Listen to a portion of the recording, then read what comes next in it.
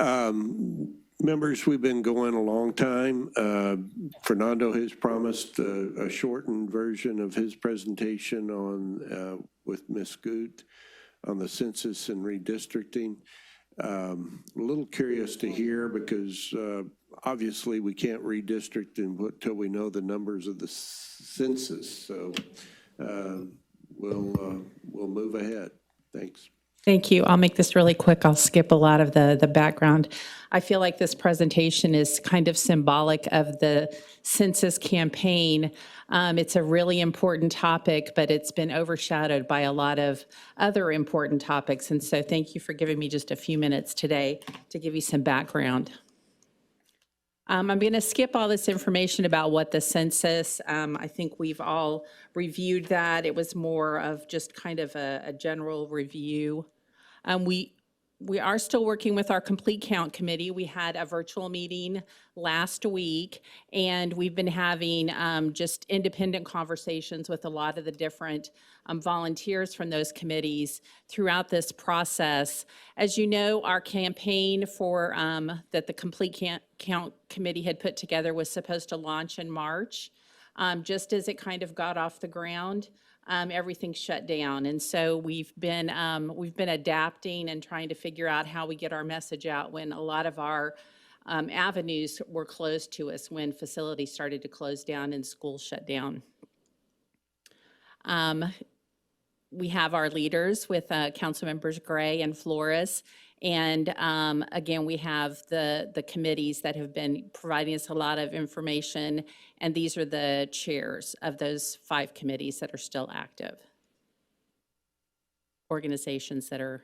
So again, the point of the Complete Count Committee was to help us reach the historically undercounted, which includes our African American, Asian, Hispanic, Latino, our transient population, low income, and children. So we've been partnering with Tarrant County. They've been doing mailings to households, and so we've known when those mailings are going out, and we've kind of reinforced those messages in our communications tools. They've been doing countywide, but also targeted neighborhoods. They had signage in their county buildings, but again, they had the same problem we did. Those buildings were shut down with the COVID-19 guidelines, and we have monthly phone calls with all of the cities in Tarrant County so that we can coordinate our messages. We've also got the national outreach that supports our efforts. They've been doing mailings to households. In addition to mailing the census form, they've been doing postcards, which I'm sure a lot of you have received. They've been doing media buys for national and local stations, and that includes a lot of specialty markets in different demographics that they're trying to reach. And we get weekly updates and monthly messages from them that we help to push out. So our community-based organizations, I'm just going to highlight some of the things they did. They compiled a list of partner organizations, which has been really important, not only for the census, but it also came in handy with the COVID-19 outreach that we were doing. A lot of those community-based organizations became our partners in helping get the word out about COVID-19 and the census. We had a calendar events, which proved to not be very useful because most of those events were canceled. But the group did get a really good start at staffing events and helping to distribute material. Education had a very robust education and outreach campaign through Fort Worth ISD, and we shared that with other school districts. Our media committee launched a video contest, which we're going to relaunch on June the 20th because we launched it just as everybody's attention kind of shifted away from the census and onto COVID-19. So we're going to try that tool again to reach our social media audiences. And our faith-based groups, we've provided articles to churches and asked them to share them in their bulletins. Because so many churches are now going virtual, we're offering them information electronically, graphics that they can put on their screen while people are waiting for the service to start, for the virtual services, and then still providing information for them to include in their bulletins. And then our business committee, they were very involved with the mayor's state of the city with a table to do outreach to a lot of businesses. And they've been very good about forwarding articles and outreach material to the different businesses in the chambers. And then our social media campaigns and our website that we've had throughout. We continue to put all of our information in English, Spanish, and Vietnamese. We did get to some neighborhood meetings with information before the shutdown and some public and project meetings, the mayor's annual workshops. We went to the Le Grand Plaza City Services event, which was targeting our Hispanic community, and we attended the United Fort Worth Justice Center opening and provided information to them. And these are just some other ways that we've been doing outreach. I see the food distribution sites, and I'll talk a little bit more about that in a minute. The VITA program passes out information. We were at all the warrant forgiveness events. We've had it in the water bill insert, and we've been sending out weekly items in city news, which are also shared in our other tools. So then COVID-19 came, and everything kind of suspended, and all of the timelines changed, not only here with our local campaign, but also the national and state changes came about. The Fort Worth Census office was shut during the COVID-19, and all of the timelines were pushed out to accommodate the pandemic. So these are our current response rates as of June 11th. As you can see, we are ahead of Texas, behind the United States as far as our response rate, and behind Tarrant County. Tarrant County has some smaller cities who are over 80% right now. So that has helped their percentage rate quite a bit. And then these are just some of the other large cities in the state of Texas and what their percentages are. We have a response rate map which shows the different response rates, and the yellow and the kind of peach color are the places where we have a lower than 50% response rate, and that's updated on a weekly basis. So we've been using that when we're working with the Complete Count Committee to kind of figure out where we need to get our information out. So we're relaunching the campaign as of this Saturday. And it's kind of it's not too late. And we'll be doing weekly updates with social media posts.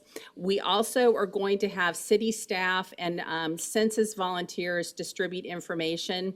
A lot of the people who've been sharing information for us have been doing it throughout the COVID-19 pandemic. And so we've been relying on them very heavily since the middle of March to take our handouts, pass them out at food distribution sites, take them to other places where there might be people picking up supplies that they need. And what we have found is sometimes they get put to the side and it's just not a priority. And so we're going to have actual census volunteers and staff attending these events and passing the information out so that they can make that their focus. We're going to continue to provide weekly articles and graphics for our neighborhood associations, our faith-based community, and our businesses that they can share.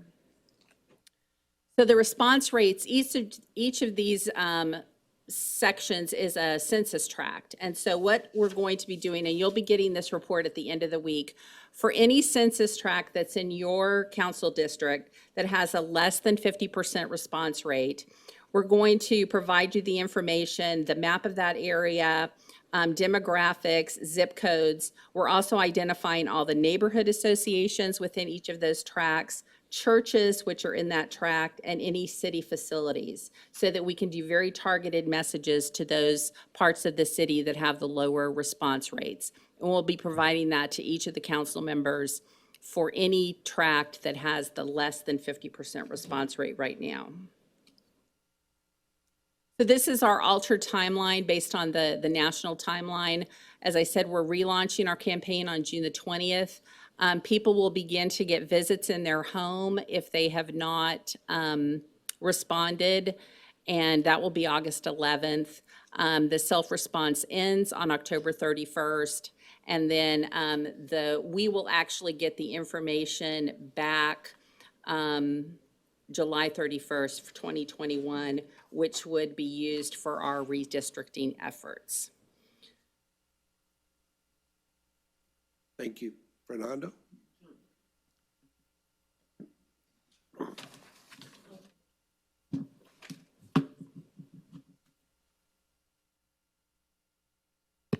Thank you, Michelle. Thank you, Mayor Protem.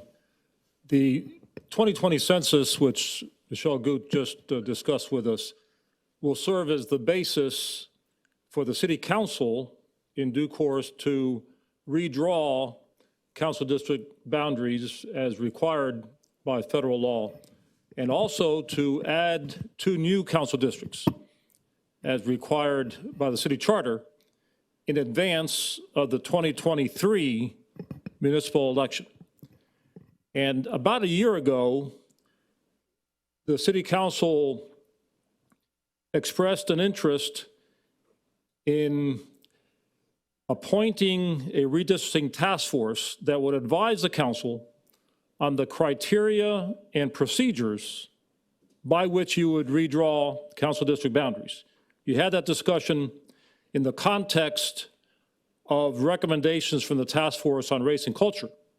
You'll recall one of those recommendations had to do with creating an independent redistricting commission, and the council decided that's not what you wanted to do, but you agreed on the goal of fair representation on the council. And so starting with that goal of creating districts that provide the best opportunities to elect council members who reflect the diverse population of the city, you moved on to talking about criteria and procedures. This is a list of the criteria that we used back in 2012. The City Council back then actually adopted a resolution with these 10 criteria. Now, the criteria for the next round of redistricting may be quite different from this list. And one of the charges to this redistricting task force would be to recommend to you what criteria the council should use in redrawing those boundaries. We also had a certain set of procedures that we followed in 2012. Now, the next set of procedures will be different, in part because the law has changed. We're no longer subject to the same provisions of the Voting Rights Act that applied 10 years ago. And of course, you'll recall that in 2016, the voters of Fort Worth approved a set of charter amendments, including the addition of 2 new council districts. So that's going to make the redistricting process even more challenging than it ordinarily would be. And so you indicated to us that you wanted in August of this year, which is why we're here today, to appoint this redistricting task force. And the task force will be charged with developing the criteria and procedures to create new council districts for the 2023 election and to present those recommendations to the council upon completion of their work. Now, we talked about the possibility of an 11-member task force, 8 members to be appointed individually by council members from their districts to ensure geographic diversity, and the other 3 members to be appointed at large by the mayor to ensure diversity of expertise and interests.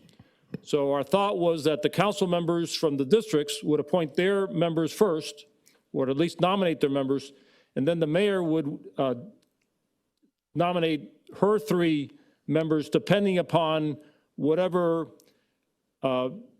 balance we might need in respect to expertise and interests.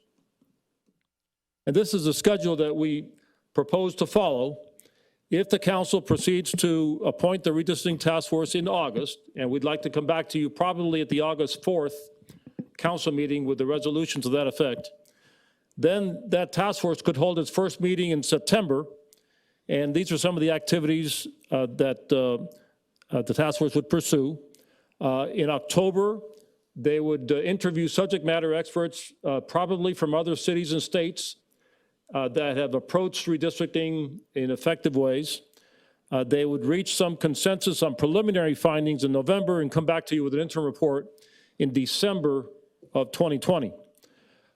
Then we propose that the task force members, in concert with the current sitting council members, hold a series of public meetings across the city, possibly in paired council districts, if the coronavirus has subsided sufficiently by then. We hope to have these meetings in person.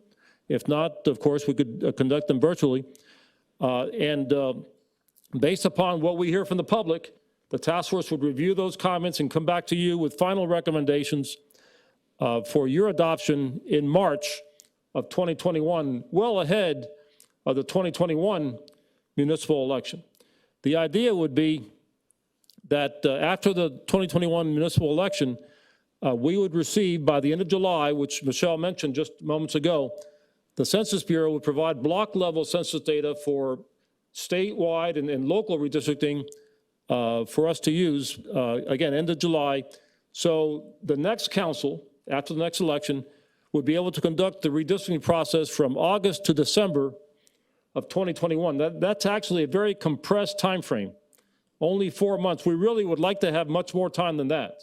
We'd like to have the latitude of taking perhaps 6 or 7 months to do redistricting. What we would need to happen, and this is something that we would like to approach, is get the Tarrant County Voter Registrar's Office to consider delaying the activity of printing voter registration cards, which they would ordinarily do in December of 2021. If we could get them to delay it a few months, that would give us a little extra time to involve the public in the redistricting process.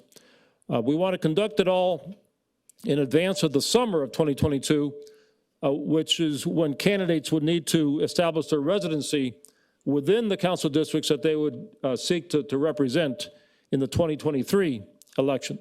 And then you would have qualifying in January, February of 2023 in advance of the election to be held in May of that year. So that's a quick run through of the redistricting process. Our next steps is for the council members, if you would, before the end of the month, in the next couple of weeks, provide us with the name of your nominee to the Redistricting Task Force. We'll assemble those names, we'll confer with Mayor Price, we'll collect her nominations and come back to you with a resolution in August. So we'd like to hear from you this afternoon whether this approach makes sense, whether you're prepared to confirm your interest in creating this redistricting task force. It's not legally required, but it's something that we think would be a good idea for you to consider. Ms. Seda.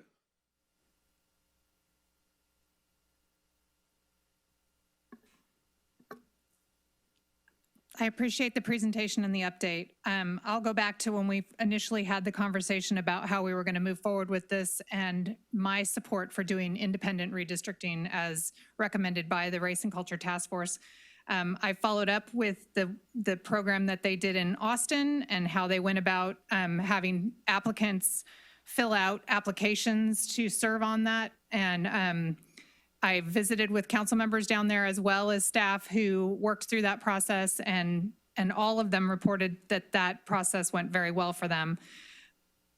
And I think that just in everything that we've done up to this point with the recommendations of the Race and Culture Task Force, the districts are going to look completely different after this, with 2 new districts being added. I understand the desire to have a diverse group of people weighing in on this that come from across the entire city, and I absolutely don't think that that is necessarily accomplished just by each one of us having an appointment. I would like a pool to choose from if we're going about it this task force way versus an independent committee, to have a pool of experts to choose from similar to the pool of experts that were chosen in Austin when they did theirs, so that you have people who've gone through a robust application process and have that expertise and interest and desire, and it is a more non-biased pool of people to choose from. I think it's very different than folks that fill out the online application to serve on various boards and commissions that have an interest in certain areas of our city and want to serve on those boards and commissions. I think that this is something a little more challenging, and not to diminish the work that folks that serve on boards and commissions, many of us have played those roles prior to our positions here. I think we've had a few conversations around this table about independent redistricting, and my understanding from this directive of moving forward is that the majority of council wants to go forward with the task force. If that's all we can get, then I obviously want that versus us making the decision, just the council here at this table, because I think that other voices need to be included.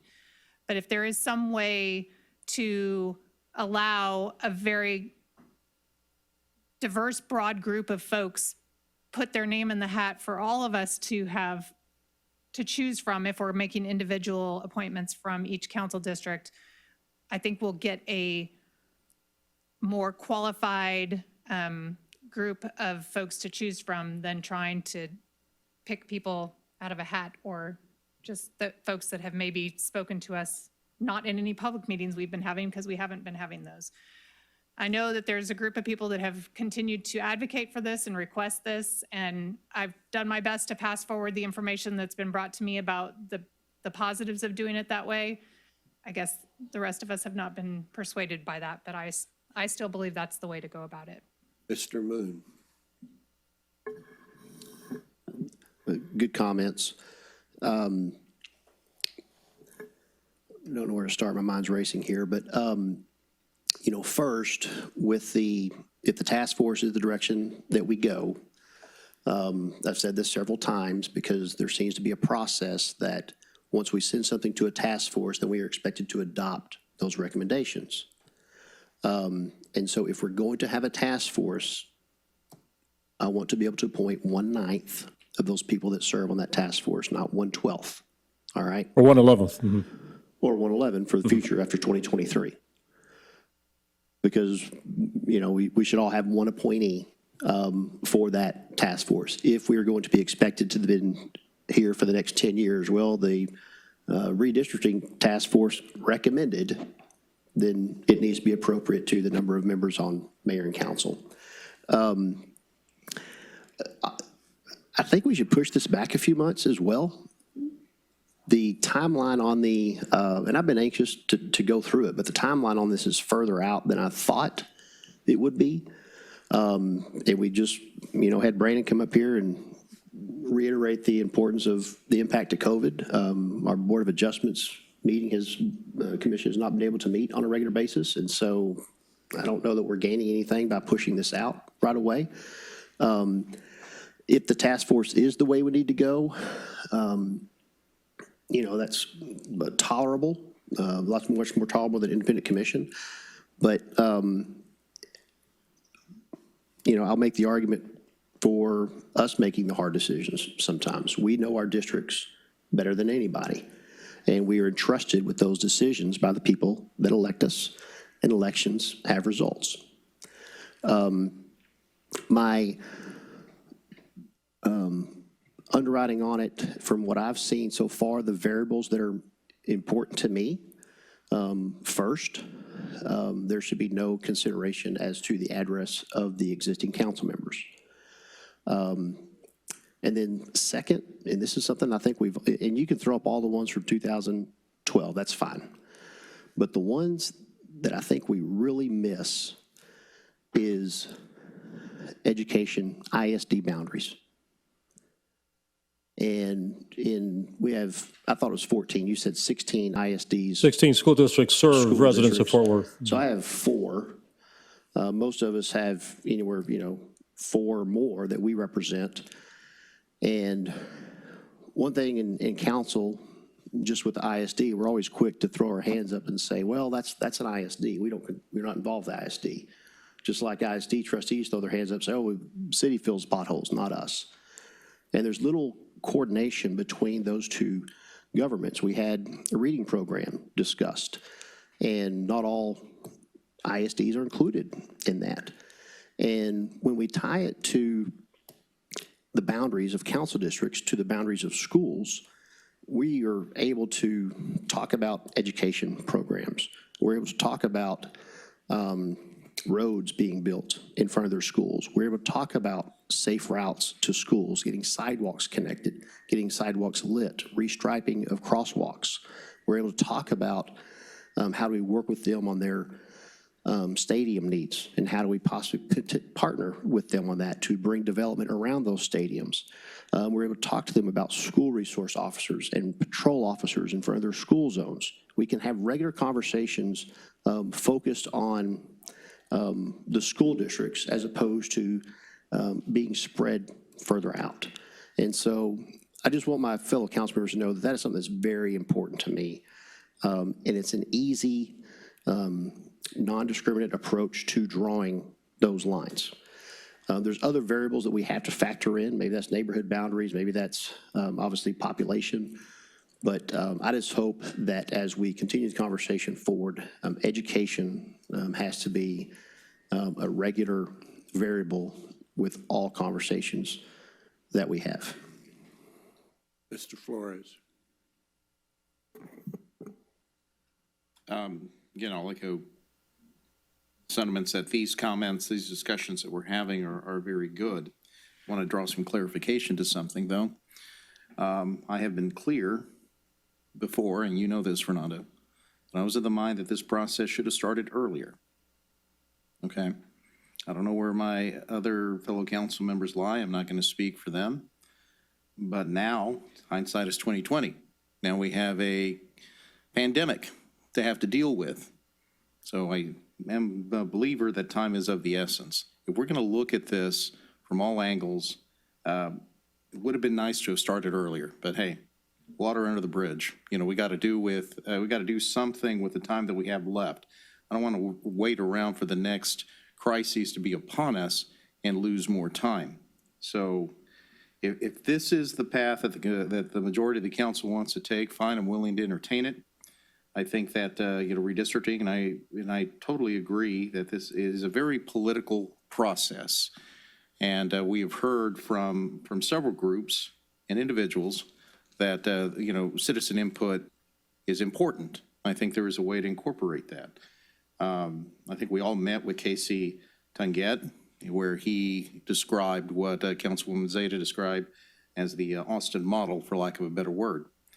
So again, I just wanted to share those comments. And again, let's be mindful of what we have on our plate today. This is not going to be an easy task to approach. And again, I'll reiterate, I think we should have started earlier. Ms. Gray. Fernando, can you say again what your request is for us? Are you looking for a plan today to move forward? Tell me what you said again. Yes, we're asking you to confirm what you told us a year ago, which was that you wanted to appoint a redistricting task force in August of 2020, comprised of 11 members, with the responsibility to advise the council, not to make final decisions, but to advise the council on criteria and procedures for redistricting, with the understanding that the actual redistricting process would be undertaken by the next council after the 2021 election. Now, you do not have to create a redistricting task force by law. You do not have to.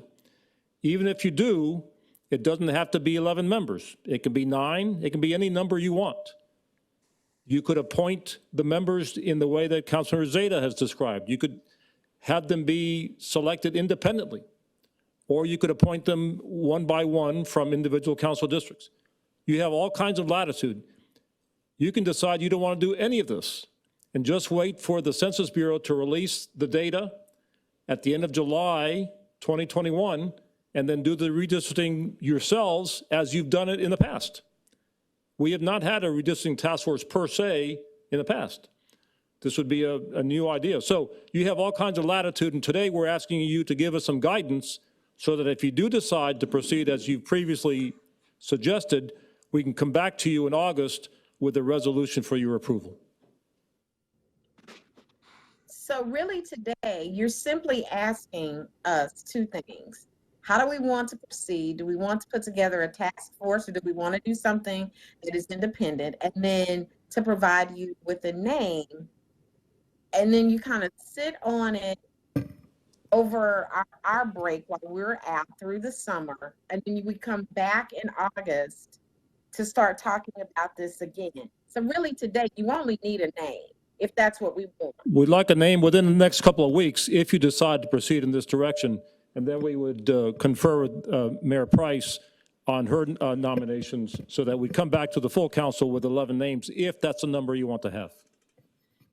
So let me say this.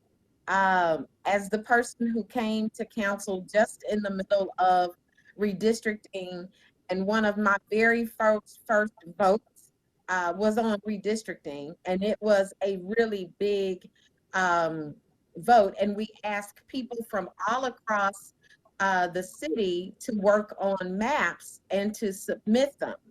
And then we took, based upon those maps that were submitted by citizens, we worked on a redistricting map.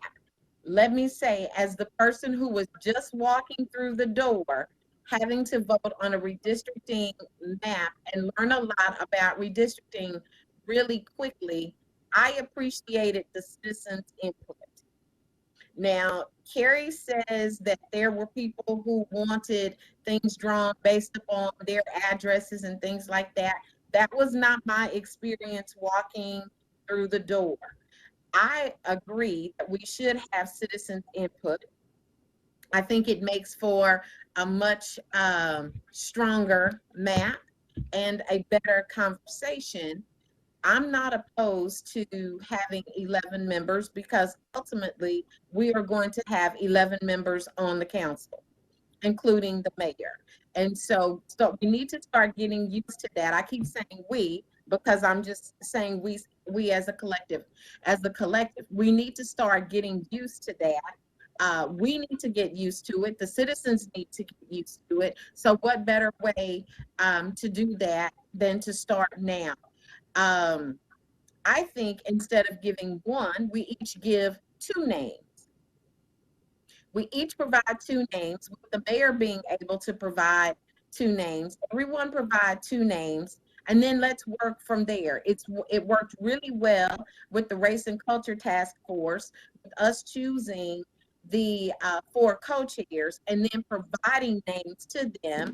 Some of those names some of those people they chose, others they added to, but I think it is a great basis. I don't want to be the person to put the map together, and I'm not quite sure what it looks like when we say let's take applications, and what does that look like? Does that become a lottery system? And who are experts on redistricting?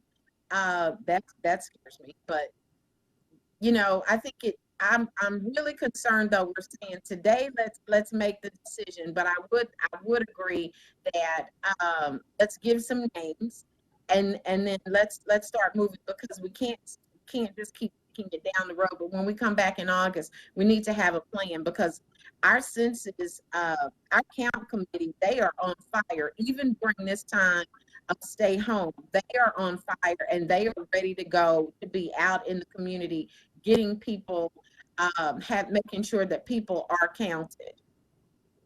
Mr. Shingleton, then Mayor Price.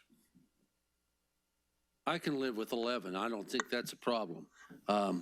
As having Jungus and I and Betsy were on the council during the last one with the redistricting, that Zimmerman kind of chaired the. That's correct. Councilor initiative. Zimmerman oversaw the process. Yes, and we That had a explains a lot. software package that everybody, the citizens, could That's go correct. to different places. And we would kind of propose to have it massage again. that for themselves. But some of the criteria, we didn't cut through, we did not cut through precincts, voting precincts. We did not sever that. We didn't, we tried very hard not to excise or cut through neighborhood associations so that they belong to two different council persons, things like that. And I thought that was all, that and the fact that we had geographic, what do you call them, boundaries, I guess, rivers and things like that. Right, physical features. Yeah, like I-35, we tried Right. not to cut through that type of thing. All of that worked pretty well. Citizen input is a mandatory, we've got to have some of that coming back. But we ended up gerrymandering. Look at District 7. Just look at it. I mean, I go from 26 miles from the southern border to the northern border as the crow flies. Not roads, but 26 miles. That's a mess. And I think the city attorney is objecting to the term gerrymandering. Why? It was. But nevertheless, let's work on one name, I think, and see how that plans out. This committee, we're going to just take their input and massage it a bit anyway. And not only are we going to massage it, but the state's going to massage it and the feds are going to massage it, as they have in the past, based solely upon Texas history of dealing with this type of thing. Mayor Price. You know, I have very strong feelings about this. There are so many moving pieces on this. It was one that I did early on too. And it was well done last time. Clearly there are those who thought it wasn't and those who thought it was, but we've done pretty well representing the citizens. It wasn't gerrymandering, Dennis. I'd object to that. It was balancing out the areas, and you end up with very strange shaped districts in Texas under the prior voting law. If we could draw straight contiguous lines, it'd be great, but that's generally not the way it works. I don't believe a single soul that worked on that looked at could they preserve their council seat. I know many of you, it was dicey whether you'd still be in your district or not, the 4 or 5 of us who were here. The reason we talked about this task force initially, we didn't want an independent consultant. I firmly believe that one of the things that council members and mayors are elected to do is redistricting. It's one of the biggest jobs you will do. Citizens put you there because we all represent our neighborhoods, our school districts. We know the boundary lines better than an independent committee would. And I will differ. I talked to friends in Austin who say it just didn't work. It went through, but it's been a nightmare for them. I do think that's our responsibility. And this task force was not to draw the lines, not even to represent the lines. The task force was to help us with the criteria and the process to help us get there. We will hold public hearings and involve our neighbors. Kelly was right. We used a software tool that was great. And I don't know, Kelly, how many maps we had. You remember? It was a jillion, and ultimately got down to us, but every one of them was worthwhile. It'll take a lot of listening. I think the idea of 2 is great, but you get too big a committee, it's going to be really hard for them to do this. The reason it was suggested 11 is because the mayor represents 900,000 people and would have a chance to look at a great cross-representation of what's missing, both racially and neighborhood-wise and everything, and help balance that out. But your neighbors, as far as appointing people, you all know who in your neighborhood, who in your district is passionate about Fort Worth and who could really do a good job.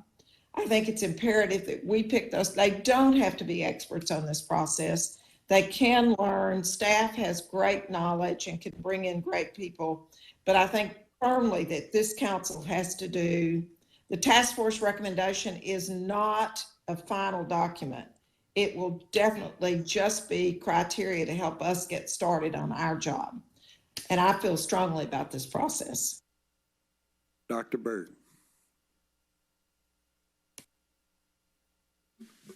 Yeah, thanks for all the work on this.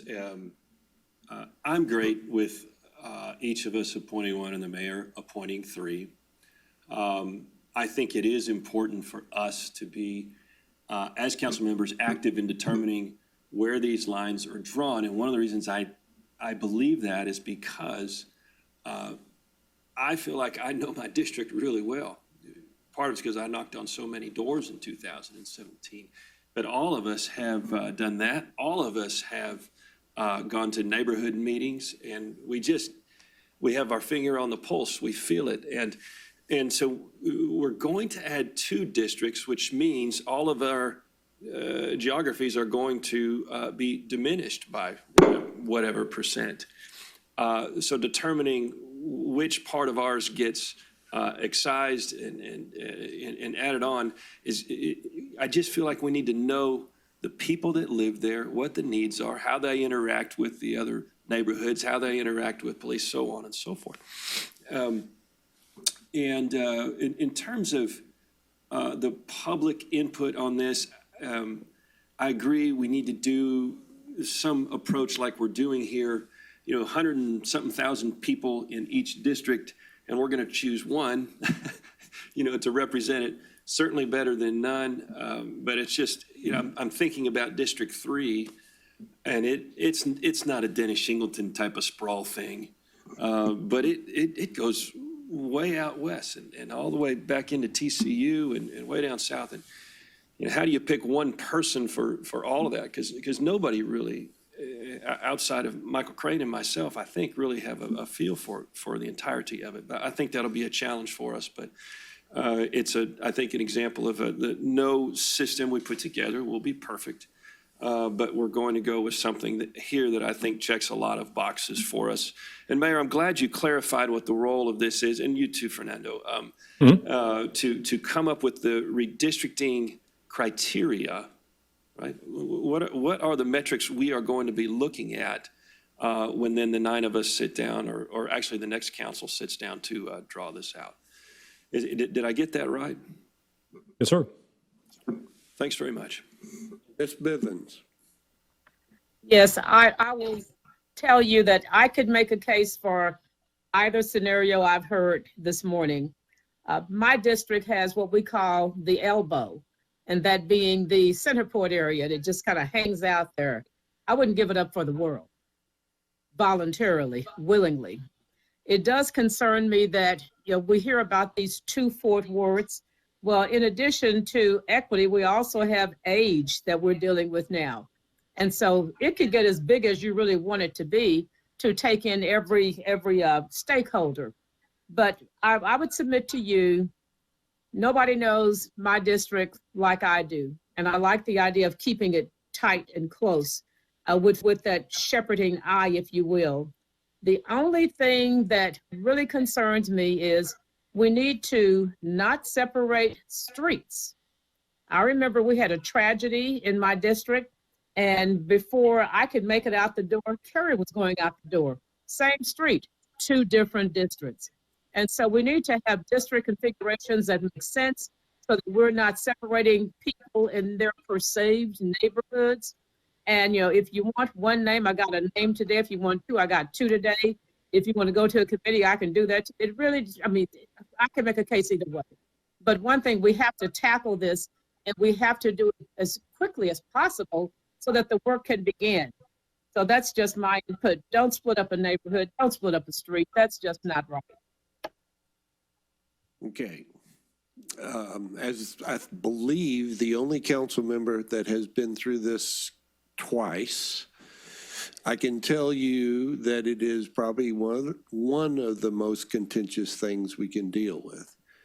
However, what is being recommended by the staff, and I think I'm hearing a consensus here, is that this group would only establish the criteria to be considered, because the lines cannot be drawn until the results of the census are recorded, and that will be during the next council's jurisdiction. So I think the consensus I am hearing is we will appoint 11 members. I'll appoint 6. The mayor will, I'm kidding. Each member will support one name to Fernando, and the mayor will appoint 3. We will take a look at that when we return August 4th. And I would almost suggest, and this is a suggestion only, is that we not even show a map at this juncture, because until we know the growth of the city and the census numbers, what we should be dealing with is criteria. And I think, certainly what Carrie suggests with the school districts, that's part of the criteria that we should be looking at, not getting ahead of ourselves. But looking at, by showing a map, we almost ask that we draw lines. No lines are going to be drawn until 2020. 2021 is when we start drawing lines. Okay. So the consensus is Fernando will each give you a name and the mayor will give you 3 and we'll move forward without objection. Ms. Zeta.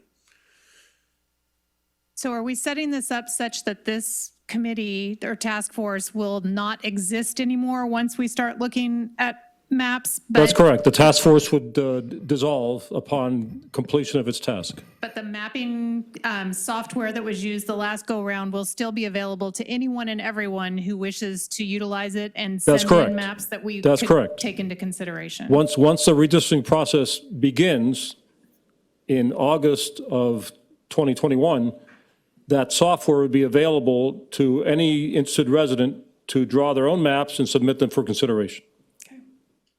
Well, clearly, I'm in the minority when it comes to the independent task force, so my opinion is not going to stop this from going forward. I did like the idea of Kelly's giving more than one name and then coming up with a committee, a task force that is as diverse and educated and as informed as can possibly be. Not necessarily putting both members that each of us put forward. Does that make sense? But to have a broader pool to choose from of people that have been recommended by each of us. I believe we have a consensus with 11 and we'll move forward. Fernando, do you have marching orders? I do, and I'd like to sit down as quickly as I can. Okay. Thank you. Thank you. Thank you. Again, this is, we're just starting the road on that, and it involves everything we're doing.